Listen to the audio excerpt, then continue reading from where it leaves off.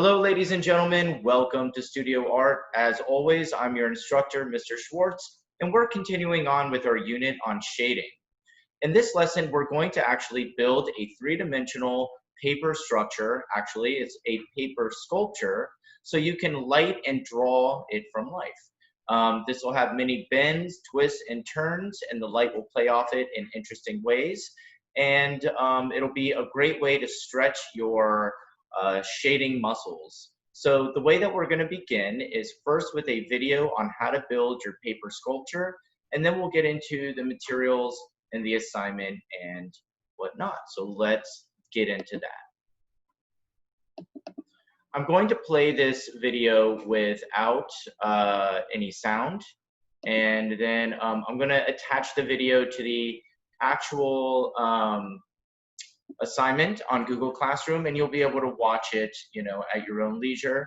But for some reason, videos do not have sound when I play them and record them at the same time. So here goes.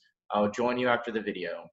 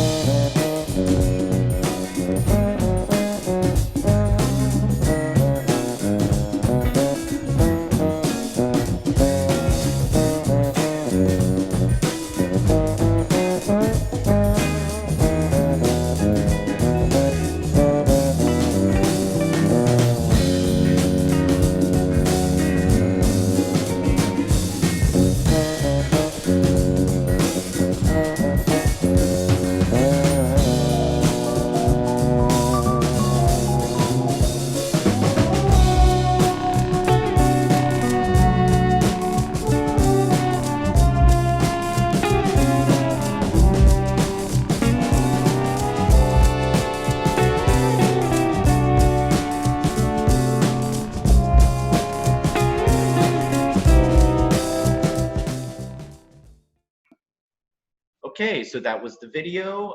Just follow those instructions and you should be okay with this assignment. These, again, are the materials. You're going to need 1 and 2 inch strips of white paper, 1 8x10 sheet of Bristol or heavyweight paper. This could be sketchbook paper as well, so you don't need to go crazy getting anything fancy. Glue stick and stapler, pencil, blending stick, which is optional. You can use a piece of torn paper to blend. Gummy or high quality eraser. You don't want those pink erasers that shed, because then you kind of have to swipe off the shavings and it smudges the drawing and it's a big mess. So it also mentioned a viewfinder. You can make your own viewfinder. They're very easy, or you can use your phone as a viewfinder, because the screen is a natural frame. So just something to keep in mind. Okay, so here is your assignment, paper sculpture with light source. Your aim is to observe and record how light and shadow behave on a 3D form by creating a paper sculpture and drawing from it. Okay, so you're gonna use glue, staples, scotch tape, adhere at least one end of each strip to the paper of your base.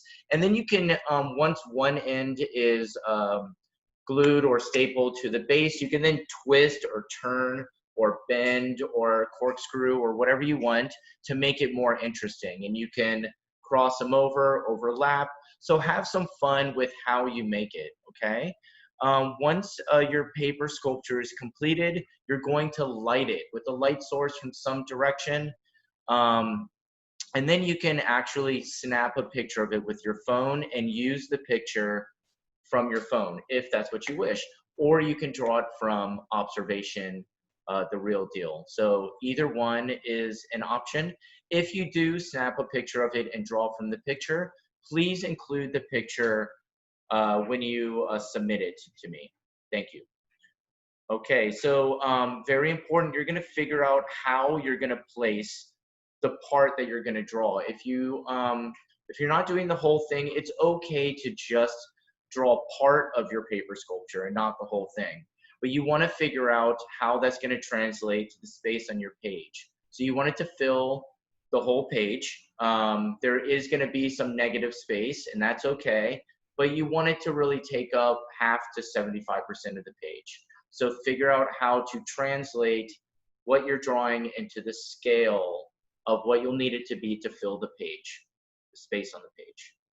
Okay, so try and match at least 3 to 6 separate values from what you see as accurately as you can. And don't forget the parts of shadow that we went over in the previous lessons and light. So you're gonna be looking for reflected light. You're gonna looking for different parts of the cast shadow, darker and lighter parts. Remember, it's darker closer to the form and lighter as it goes out. Look for core shadows and so on and so forth, and represent those as best you can. The more that you include, the more detailed the shading, the higher your grade will be. Finally, you're going to use an eraser to not only clean up your lines, but to enhance the light source, the highlight, and the reflected light. Okay, so you can use your eraser to accomplish all these things. Your eraser is just as much of a tool as your pencil is. So just remember that. And let's see some great artwork. I can't wait to see what you come up with. And let's see if there's anything left. Okay, so before we go, here are some examples. I'm gonna